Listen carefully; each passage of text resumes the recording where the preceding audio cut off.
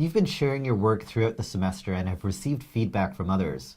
But what are you supposed to do with that? How are you supposed to use all of those notes? What kind of feedback do you find useful, Sharita? Well, I want my readers to ask questions, and I want them to illuminate something I might not have noticed, and I want them to tell me my work is amazing. It's so true. We all want some kind of validation at first if we're to continue the difficult process of revising. Well, I mean, I know amazing is a bit strong. What I might actually be looking for is to hear those words, keep going. The person offering feedback should phrase things in a way that allows the writer to find the solution. Some writers, though, want solutions offered. Do this, fix that, kill that word. But such feedback ultimately stops writers from thinking for themselves. Right. I'm not that interested in those more handsy editorial suggestions either. I want to find my own way, but sometimes I need a guide. That's what a reader can be for me. It's okay for a reader to offer possibilities and choices, but the final decision rests with the poet.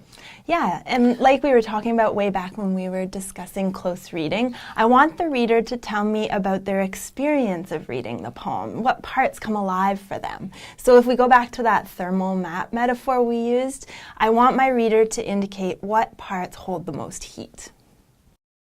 So Ian, what do you do with the notes your reader gives you? Well, there's a period of processing, a period where I don't do anything but listen, absorb, and read the poem alongside their notes. Otherwise, the temptation for me is to immediately apply all of the feedback I receive. Right, there's so much to absorb. Right, and then after I'm sure that I understand the feedback and have absorbed everything, both the positive and negative comments, I begin working on the parts of the poem that the reader and I agree are not working. I make the structural changes first. Those are the ones that might cause the rest of the poem to shift. What's your approach to feedback? Well, sometimes a question brings up for me a point in the poem where I need to dig back down and do what I would call artistic research. So what that might look like is I need to go back into a memory and ask, what color were the drapes in the kitchen? And if the drapes are green, is the word green right for this poem? So in later iterations, the drapes in the poem might need to be gray or blue because of the sounds that I'm using. There's a type of writer who says, just tell me straight up what you think. Don't spare my feelings. Does that person actually want to be criticized harshly? I don't know. What I think that person is asking for is for someone to do the work for them so they don't have to. It's hard to see what needs to be revised in your own work. That's why hearing what readers experience is so valuable. It's absolutely necessary for your growth as a writer to go back in and, given those clues from your readers, discover for yourself the work that's required to make the poem better. And often writers may think that they want direct criticism. Show me everything that's wrong with my poem.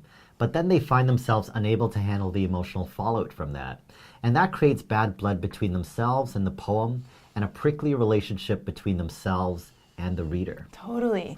You don't actually walk away feeling prepared to revise. You feel more like giving up, because likely the energy of that initial draft has been totally deflated. Let's summarize a few of our key points.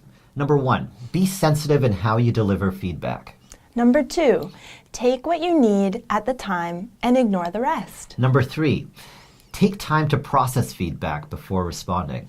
And number 4, once you've synthesized the feedback you've received, do the work, which may mean more research, or it might mean asking difficult questions of yourself or the poem.